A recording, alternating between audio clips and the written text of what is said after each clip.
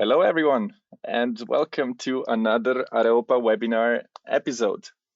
Today, we're gonna have Christian talk about elastic leadership applied to development teams. My name is Tina Staric. I'm gonna be the moderator today, picking up any of your questions. If you have any, of course, drop them in the question to the right side. But I wanted to start by saying that today is a very, very special episode of Areopa webinars because it's already number 100.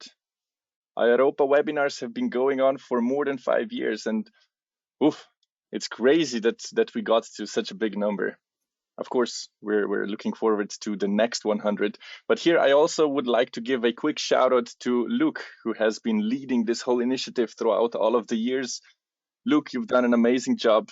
To me, Areopa webinars are super important because the whole community, we now have a space where we can share our knowledge. We can share what we've learned with everyone else, and it stays on YouTube channels. It stays for everyone to come back to the knowledge that was shared. So it's amazing to see how far Areopa webinars have come so far and how far it will go. But anyway, as I said, today the main presenter is going to be Christian. And before I hand over to Christian, I just want to go over a couple of housekeeping rules as always. So your microphone is going to be muted. Well, it is muted. It's going to stay muted. If you have any questions, post them in the GoToWebinar question window. We agreed with Christian that I'll pick up the questions as we go along if they fit into the topic he's discussing. Otherwise, we'll address them at the very end. The webinar will be recorded. It will be published on the YouTube channel in the upcoming few days. But the YouTube channel is also where you can find the recordings from all of the previous sessions. If you'd like to know what's going to come up in the future, feel free to subscribe to Areopa newsletter. You can do it either through the link here or on the Areopa Academy website. To give you a bit of a sneak peek what is coming in the future, on February 17th, we're going to have a session on how to be a prompt engineer by me. A few weeks later, on March 3rd, we're going to have Don't Be a Messy AL Developer by Christoph. On March 17th, 45 tips in 45 minutes by Soren. This was a very well-received session on many conferences in the past year, so it's great that this one is also coming to Areopa. And then on March 31st, we will have a new face, somebody who hasn't presented on Areopa yet, Benito, who's going to talk about seamless integration, connecting Business Central and Shopify meta fields with GraphQL, Azure Functions, and Power Platform. Of course, if you don't want to miss anything that's coming up, newsletter is a great way to stay updated. And we're also continually looking for new speakers, new topics. So if you want to become a speaker, if you have a topic that you would really love to share, reach out to me, reach out to Luke, reach out to anyone on the Areopa channel, and let's get it set up. Now, just before I hand over to Christian, I'd like to thank our sponsor, Fornav. They've been helping get the webinars up and live for the past 100 editions, so it's great that another one is here today. Now, Christian, I'm going to make you the presenter, and the floor is yours. Thank you, Tina. Thanks for having me. Can you hear me and can you see my screen? Yes, and yes. Okay, thank you very much for joining this webinar on a topic that is at my heart, because leadership is a general topic on top of all the technical stuff we're doing. And I was asked to present about it. Just a little words about me. I'm a Christian. I'm working as an organizational designer and solution architect from CTM Computer Technik in the north of Germany, from Bremen. I have an experience in the Navision and Dynamics field since 1997. Started back then with Navision Financials 1.20 or something like that. I worked as a finance consultant first, then was educated as a developer, worked in many projects as a developer. And as the projects grew bigger, I changed to a project manager role. I led whole teams of consultants and developers throughout the whole projects. And in 2018, I switched my role to an internal, I would say, facilitator, just to bring all the new stuff in a way to my colleagues that they are able to keep up with everything they had to learn back then until now. And that was the time where I was very keen on how to lead teams through these change processes. And you can find in the QR code my link tree with all relevant links for my handles on social media and something like that. If you're interested, take a look at this. And I have two disclaimers I'd like to present up front. The first is this is a no code and no AI session. I just wanted to have a topic that is covering a little bit more generic about it, how to handle those technical stuff. And I think it's relevant. And the second disclaimer is there are no experts. It's only us. That the quote from Jeremy D. Miller I like very much because it's grounding myself. I'm not claiming to be an expert on leadership, but I have experience and I like to share my experience with some models and principles, not these big methodologies, but some valuable things and thinking tools I learned throughout the years. And first, I'd like you to think about this question. How were you prepared to be a leader if you're in a leadership role, or if you're working with teams that have leaders or something like that, or are just jumping on a leadership role? How were you prepared?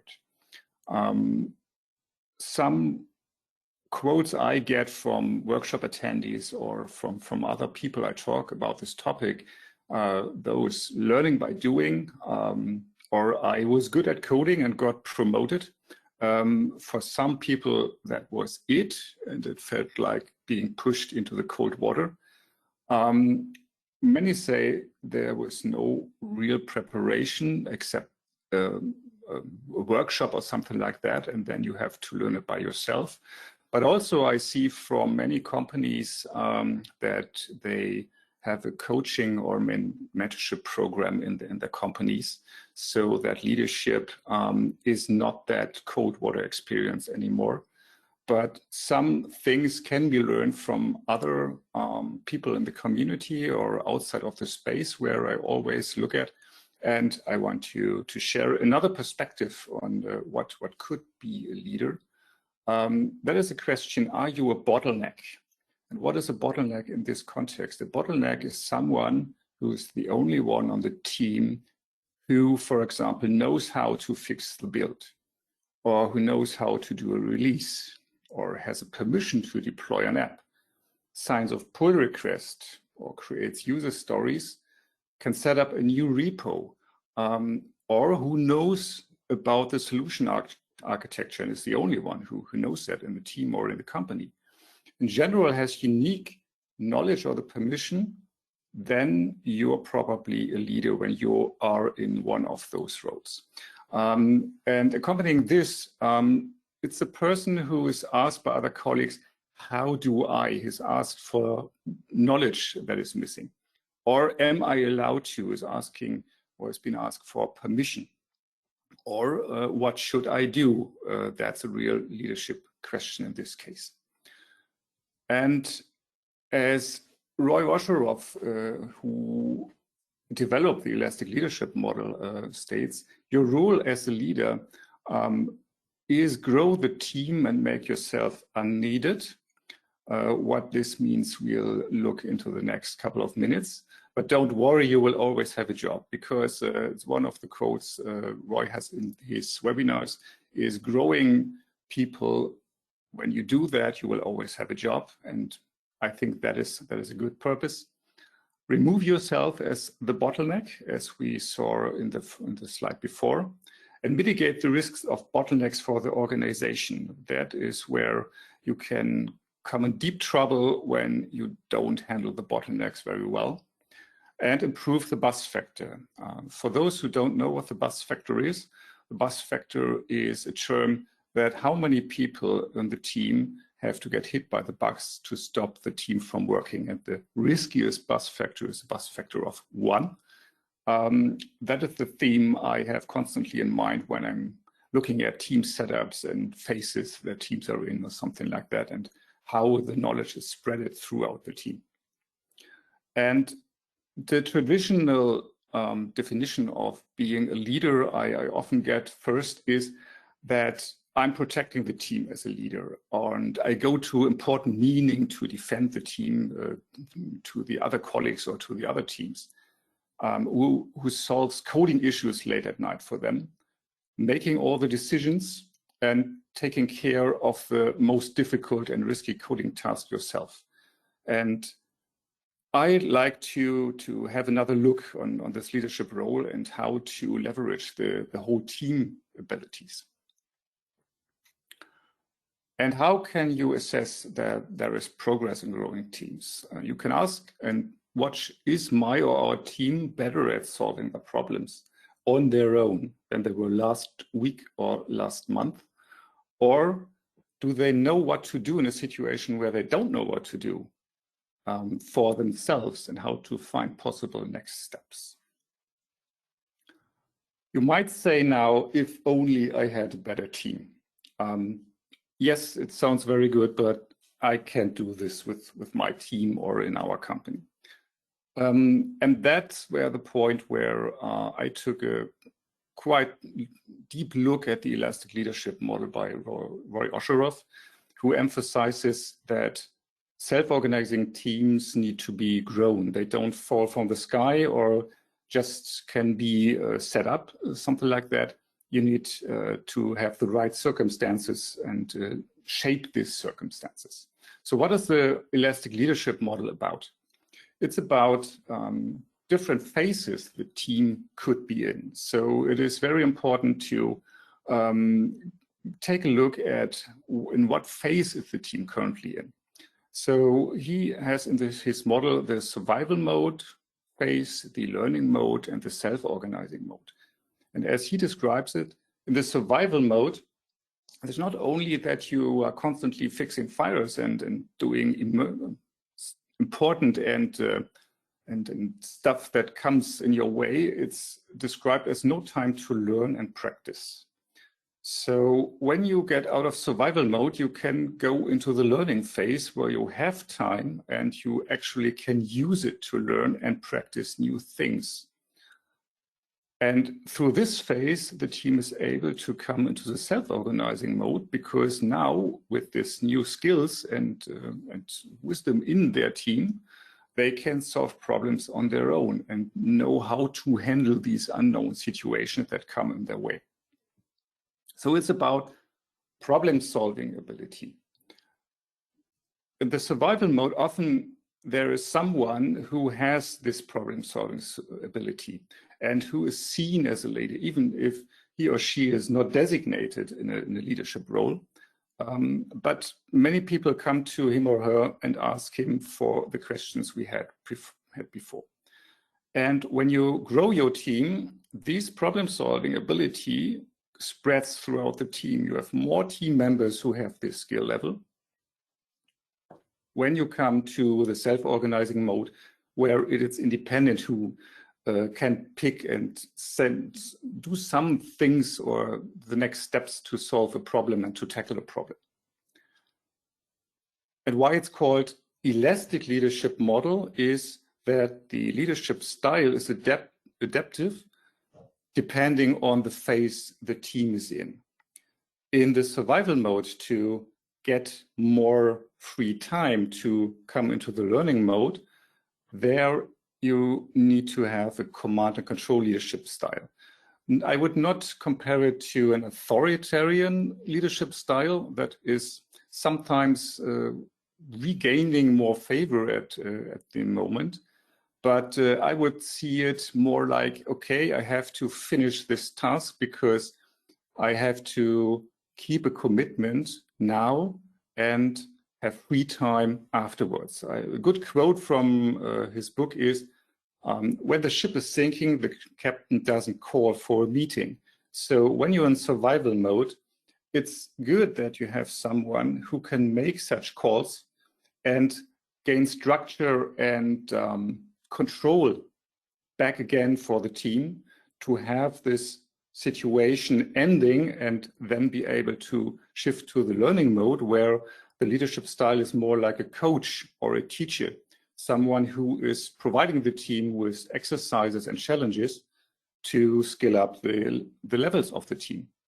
And in the self-organizing mode, you act more like a facilitator, looking what is needed for the team, bring yourself out of the way, and have a look on, is the team switching to a phase back to survival mode and then acting in the appropriate way. So it's not a one-size-fits-all leadership style. I have talked to many young leaders at the moment who have been in trainings on mindset and everything, how you should be as a leader. You have to look at what is the current phase and what is the context of the team where it's in. So the elastic part is altering between these phases and this leadership styles. So I asked on social media for roadblocks for real work. Christoph had a post on or a comment, too much hats on the head.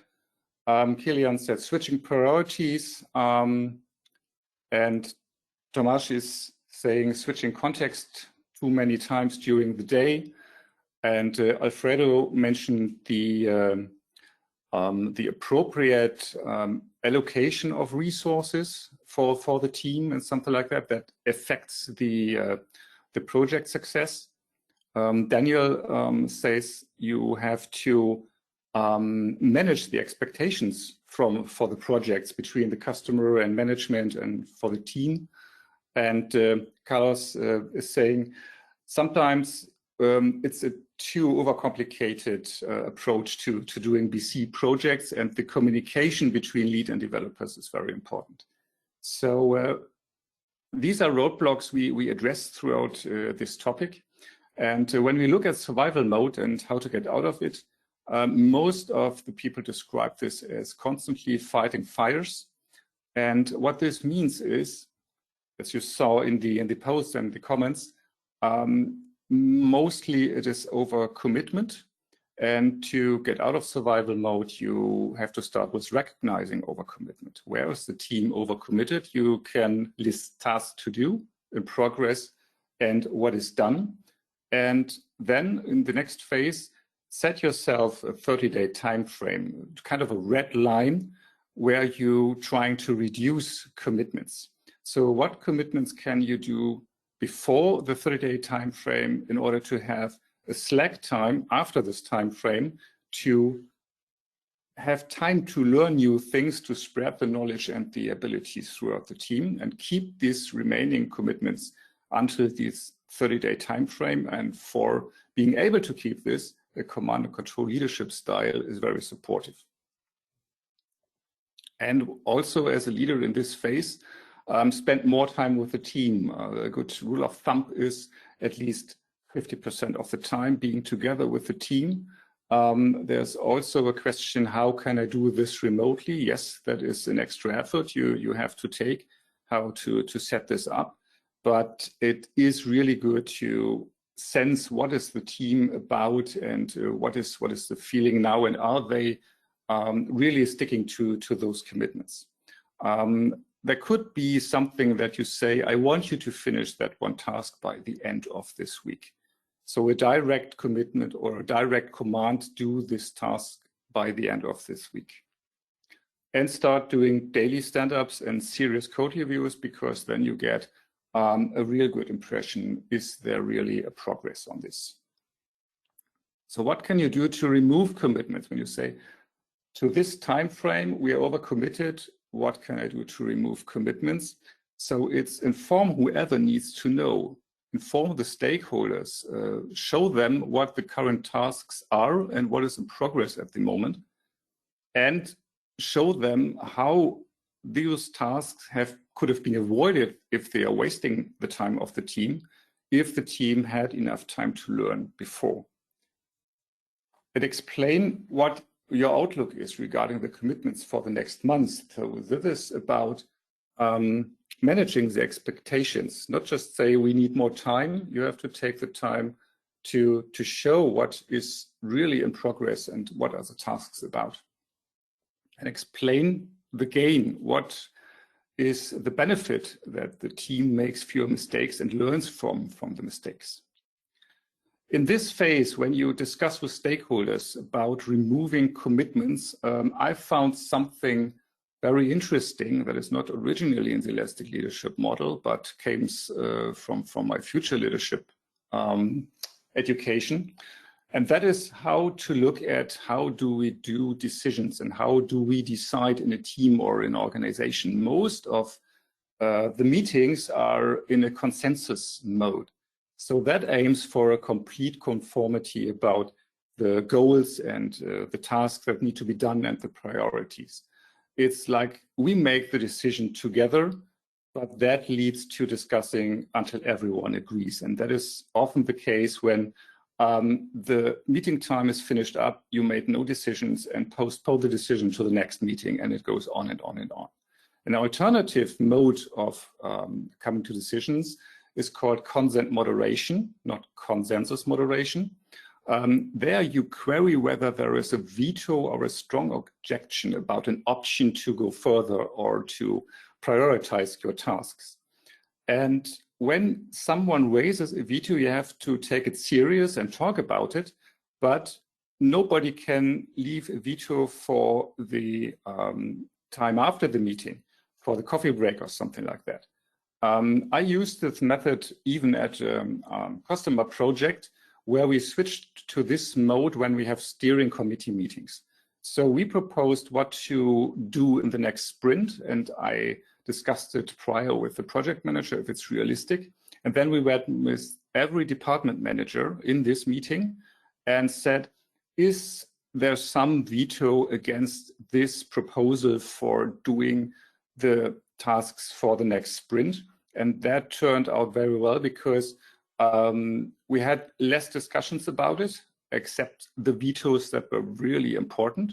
And then we found another solution. And we can cut the meeting times really, really down and had more speed in coming to decisions. And another alternative is the consultative individual decision. There you ask who is best suited to make this decision, who has some skills, knowledge, or talent to decide, and back him or her.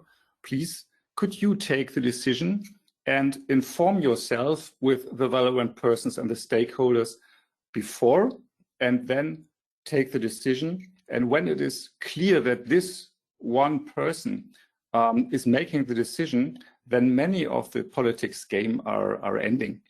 And when it's needed, it could be that a neutral coach supports the process just for moderating this.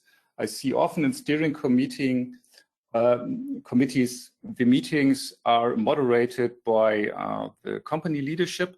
So those who have to make the decisions and are moderating are in a conflict in this role. And it could be very valuable to invite someone else who is not involved in the project just for moderating and keeping this style of the conversation stick to this mode. So let's take a look at how do we learn? How is learning happening? I call it learning. In his book, Becoming a Technical Leader, Jerry Weinberg describes how he visualized his improvement at pinball. So at the first, he took one ball and then added more balls to the game and got more points. So what the perfect way we have in mind is this steep line that is just going up. When you take a little bit more deeper into it, how it is really doing, and you are recording your progress, then you see that it is more like stairs you take. You have a plateau, and then at the next point, you make a big leap, for example, when you learn how to do pinball with 2 balls and not just 1, and then add another ball or something like that. But also what is not really seen and often disregarded is that before you do such a jump in leveling up your skill, you have those ravines following the plateau. And when you do learn a new thing or just take the time to do it, you're needing very much more time to do the stuff you're doing already every day. So you have the ravine you have to go through because everything slows down before you can take the leap to the next step. And that is quite good to communicate this with other stakeholders, that this takes some courage to get out of the comfort zone. And you have to plan ahead for these ravines of learning. And sometimes you have to challenge others into their ravines. So when you go to the learning phase, when you have this, be prepared that you have to challenge others into those ravines, and expect and prepare the team and the stakeholders that it takes more time, sometimes 2 times, 5 times, 10 times more than before for the same task. And it can be uncomfortable, annoying, and frustrating. And also what you have to keep in mind is, do you really learn something new? Is the creative tension of this challenge really enough? You can ask yourself, is it really a challenge that you learn this new stuff? Does it teach you new skills, or are you some sort of scared to do it? Or do you feel, like this isn't something that's meant for you, that it could be a learning opportunity? It could change your view of your work or the people you encounter there. But we as a leader have to keep in mind that we need to do this by ourselves before we do the team. So if you're doing some new stuff or challenging your team to do it, it's good to share your experience when you did it before, because I like the term that there are many people who know, but very little who really are, can do it and have the talent and the learning opportunity to really can share their experience there. So keep this in mind, that you do it before and that you can share your own story when you challenge your team. And one problem is, how can I make problems visible? That is an experience I had with our son a few years ago. And I asked him to do something and was very upset that he had promised me to do it, but didn't do it. And I was ranting about it and asked, do what you say. And at one point in time, he was very angry about my reaction. And he said, I just said what you wanted to hear. And I didn't see that I'm allowed to say no to what you're asking me for.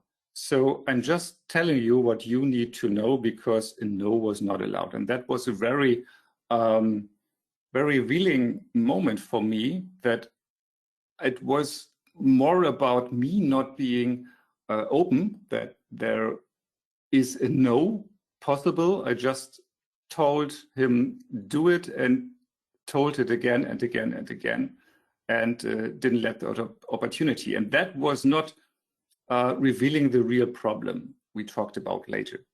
So when we did this, then we could really tackle this topic of personal integrity, which means we say we will do it, we mean what we say, and we do it, or raise a red flag. And that is also a very important point, that when somebody cannot commit to something, that he can say, I cannot do it, and we can talk about the why. So keeping promises enables building trust inside the team, with the stakeholders and with the customers. And avoiding this commitment sounds like this. I hope to finish it this week. Let's schedule a meeting. I think some of those you have heard already. I fix these 5 bugs as soon as possible. We should keep an eye on this. I should lose weight. I think I can get this done today. I try to do it as soon as possible. So what this sounds like is it leaves a back door. It leaves a back door for who is doing this commitment to sneak out, or it is wishful thinking. So you're wishing that a miracle will happen so that a confrontation is avoided. You don't have this confrontation, or things will work themselves out, even if I didn't keep my promise. Or everything happens so quickly, no one will remember your promise. And the experience is it does happen. And the wishful thinking is not very helpful at this moment. And one of the methods I learned in the elastic leadership model is commitment language, which I don't see as a recipe. It is more like a thinking tool or a principle. It is coming with this sentence or this phrase: I will do a certain action by a certain date. So the key phrase here is it's like stating a fact. I will do something. And without a time frame, there's a big loophole. So the principle is I will do something and I give an expected end date and time. So when you're trying to switch from the survival mode into the learning phase, it's good to tackle this commitment language and bring this as the first starting point to leverage the communication style. So given a commitment for the sentences we saw before could be, I'll finish it by the end of this week. I will send out an invitation for a meeting today. That is something I can commit to. I will fix these 5 bugs by the end of the week. I will get the preparation done by Thursday. I will have lost 1 kilogram by the end of this month. I get it done today. I will have it done by 6 p.m. And the uneasy feeling of breaking a promise is the beginning of the integrity. So when you're starting to talk and communicate in your team this way, it is more likely that you keep commitments and gain more trust throughout the team. But what you also have to have in mind is it under your control? There's one sentence in this example that stands out, and that is, I will fix these 5 bugs by the end of this week. What could be the possible reactions when you have this commitment that you don't not really have control over? Because bugs in software are such complex things that it is hard to have really a commitment that these 5 bugs will be fixed by the end of this week. So a possible reaction could be postponing and buffering the deadline. But what you often see is even the new deadline is not enough. The second point is, the second reaction is make promises you don't mean. So you tell others what they want to hear. So when you promise this, they go away, but it's really not under your control. And the better option, and the third part here, is say you can't make this commitment and why you can't make this commitment. Because in this why lays the real thing you can talk about with the stakeholders. So committing to what is under your control lets you think, what do you have more control over? And that was very revealing to me when I first took a look on this. On the one hand side, you have the tasks, and on the other side, you have time. So what have you more control over? It is not fitting to every situation. You have to keep the context in mind. But in this example, I will fix these 5 bugs over the next week. You could rephrase it and reframe this commitment to, I will work on the bugs to fix them for at least 5 hours a day over the next week. So when you have more control over your time frame and your schedule, you can set time over the week when you are working, fixing those bugs without giving really hard to make commitment to that these 5 bugs will be fixed so that the task will be done. And often it's very hard to reject a commitment. And here are some things that can give you an expression how this would sound.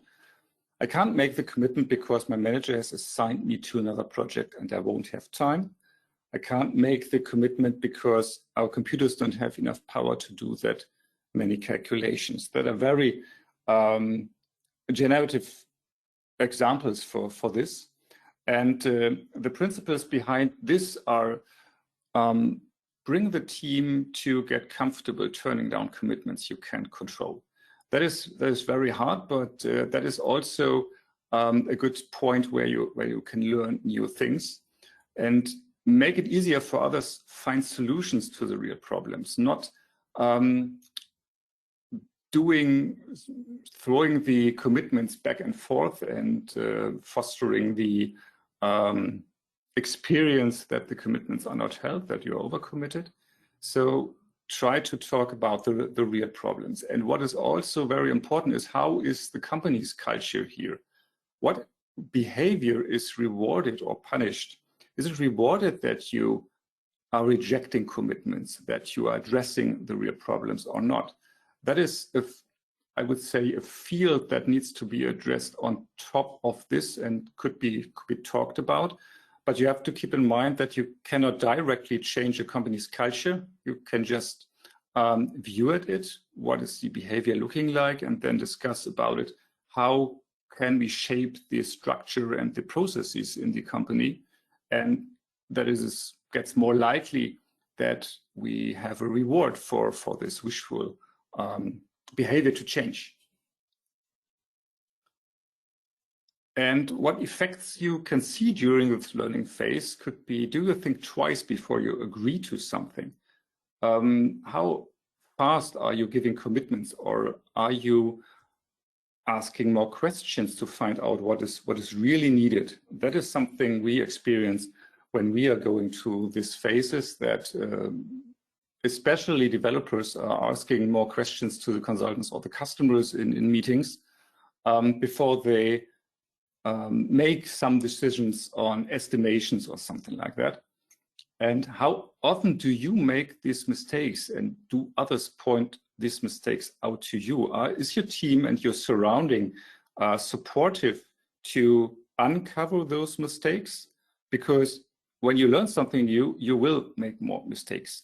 If nobody is pointing this out to you, then that is not really supportive. So keep an eye on that of your team and of your development. Do you see those effects during the learning phase? And the more often you use the commitment language in front of the others, it's easier for them to follow that.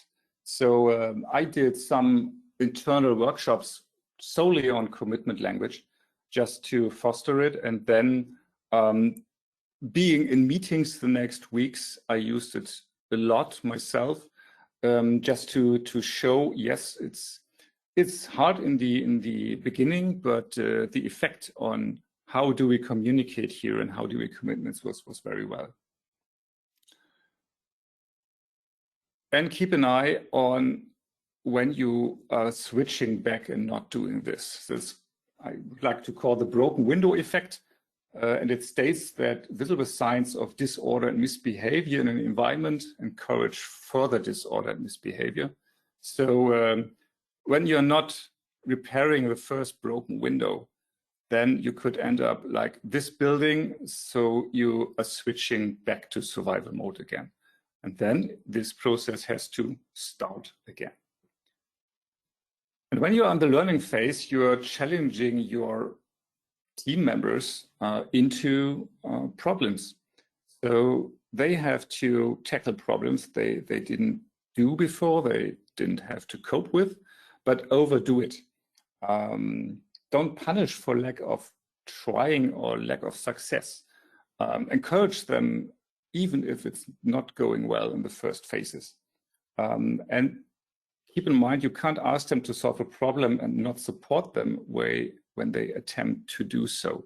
So provide guidance, provide assistance, give them enough time to work on the problem, and give them permission to approach other people they need help from. Even if it's meaning that you have to talk to other people, if they can set up some times and being members of other teams that they can support your learning team as well. Just see if the support in the whole organization and setup of your teams is supporting that. And when you're shifting to the self-organizing mode and you have the feeling that the skills are spread throughout the team, you can use clearing meetings to advance the self-organization. So the clearing meetings are a form of guiding a meeting. And I used it lately in one of our steering committee meetings, just to get an impression, is this level of self-organization really keeping up, or is it switching back to another mode? So the first round you do with your meeting members, you ask what has not been working for you this past week. So everybody can say something, and sometimes you have to nudge them a little to say what has not been working. That's not easy in the first meetings. You can have a discussion and possible detours, and then you are asking on those points, what are you going to do about it? So that goes in this direction. Is somebody really in this acting mode that he or she is really herself or himself going to do something about it and make an option, come up with something that they can do? And what I experienced the last time I did this was really everybody has said something that has not been working, but already did something about it to make something better about it. That was really good to see. And the second round is what has been working for you this past week. So learning about what has been functioning and where are the leverage points here. And then you can do some closing words. So the goal here is that important issues are introduced that everyone should know about.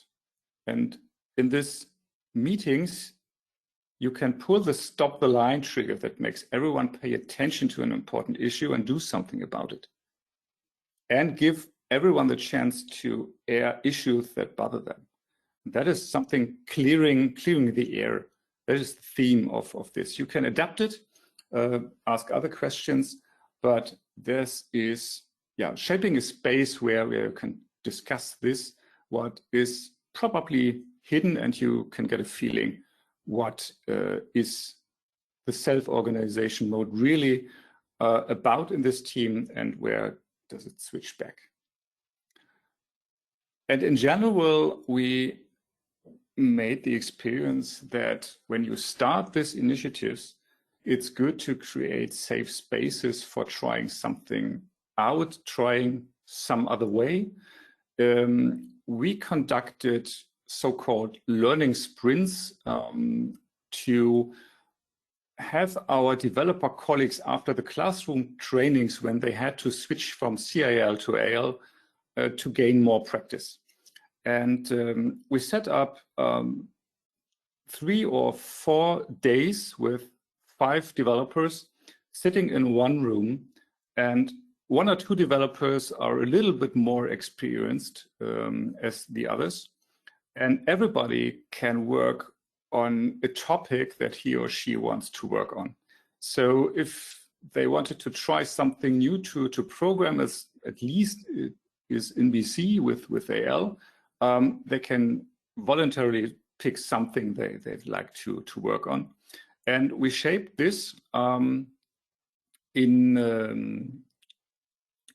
had a conversation before with our management that we tried this out. It was a big investment, but the outcome was that the scariness on what is this new world about was very well handled. So they lost the fear of, can I do this? I remember one of these learning sprints, one of my colleagues said, yes, I have a solution in mind. I can directly write it down in CIL, but I'm struggling doing it with AL. So I advised him over a cup of coffee, just do it. Just do it in CIL first, that you have your prototype and your proof of concept. And then when you have tackled this, you can program it in AL. So you have be very open to how to shape this space. And it made a huge progress on the ability for the developers, because the daily business and the projects are suspended for a certain amount of time. In some other cases, we develop a setting where a new team can work for 2 weeks on a new topic or something like that. So what is helpful here is that you create such a safe space where everyday business and the constant task they rush in are suspended. That has a higher probability that you can shape a new behavior for a team.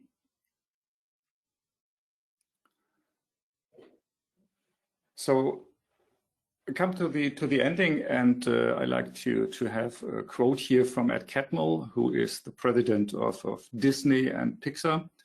In his book Creativity Inc., he is saying, part of our job is to protect the new from people who don't understand that in order for greatness to emerge, there must be phases of not so greatness.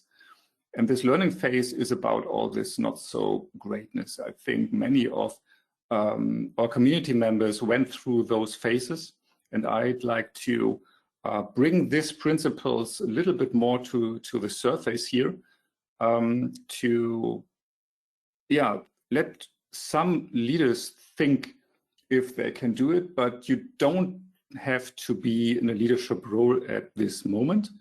You could, as a team member, take some steps to bring your team into this direction.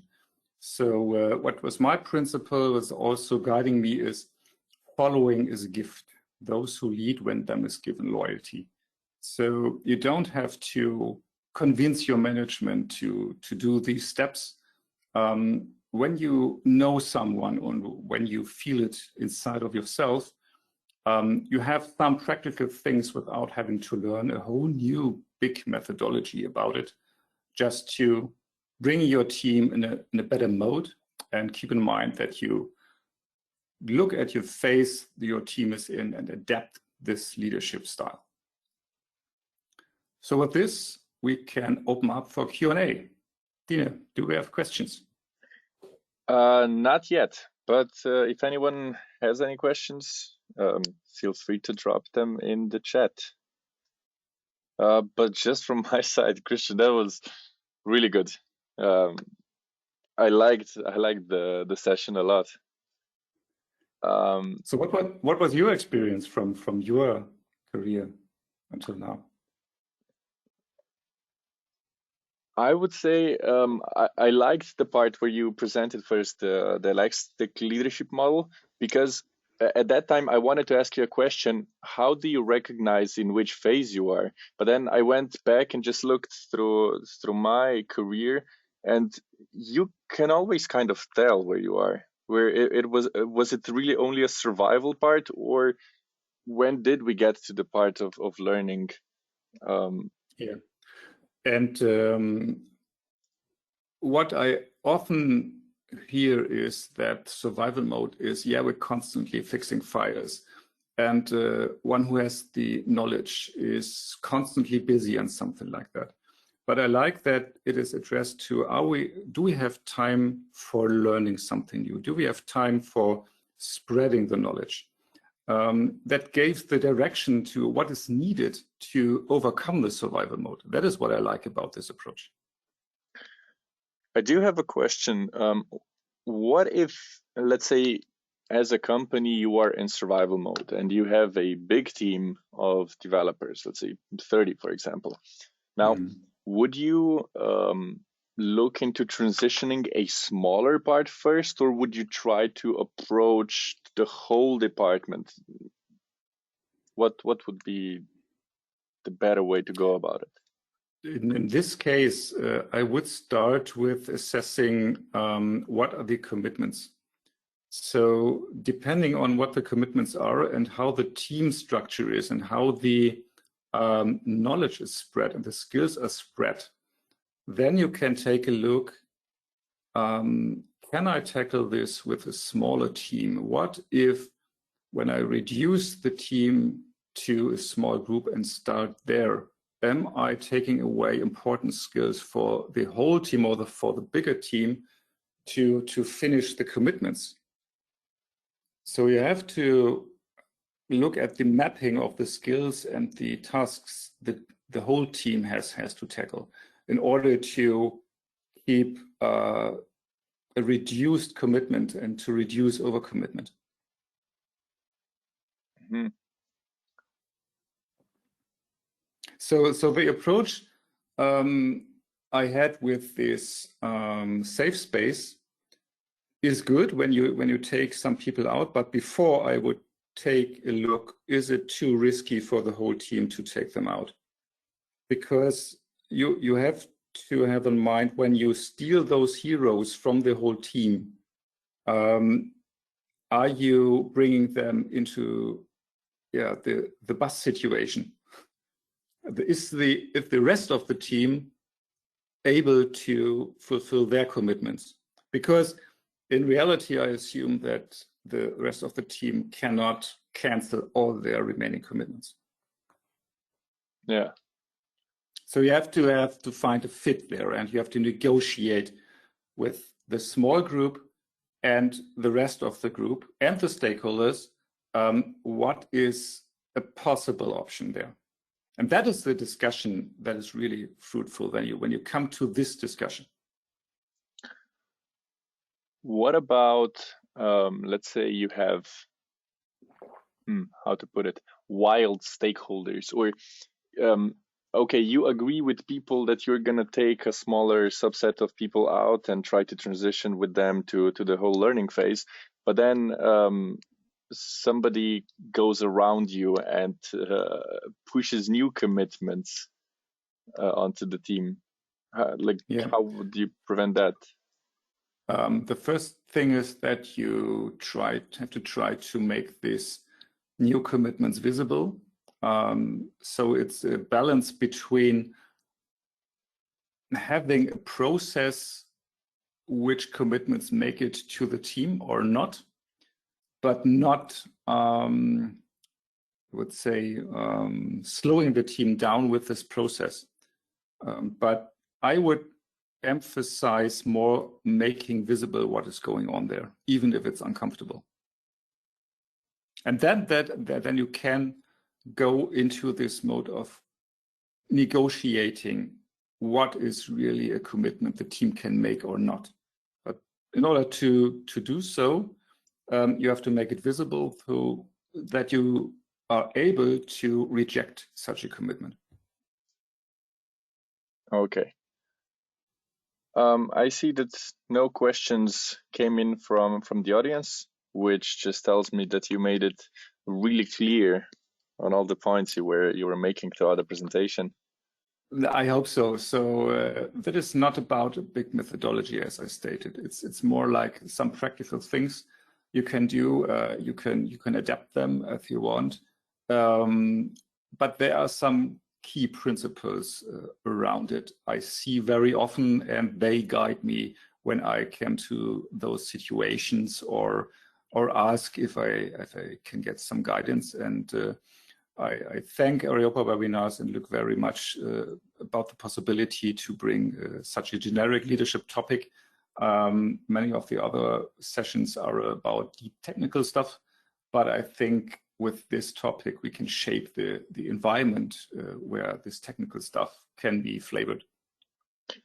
And now you're also getting a few compliments from Luke, great presentation, from Soren, another great presentation. Thanks for the nice presentation from another Luke. Anna says that it's a very insightful webinar, and she hopes more leaders would follow your lead. Yeah. Thank you very much. It was a pleasure. Thank you. And I would like to thank the audience. Thank you for joining us for the number 100. And it's not only, the voice of the moderator. There's a lot of people that make an episode come to life. And you can see the names here. So thank you also to all of the volunteers that make Areopa a thing. Finally, I'd just like to say that join us for another episode. you have the links to the newsletter, the links to the YouTube where you'll find the recordings, and hopefully we see each other again in the future.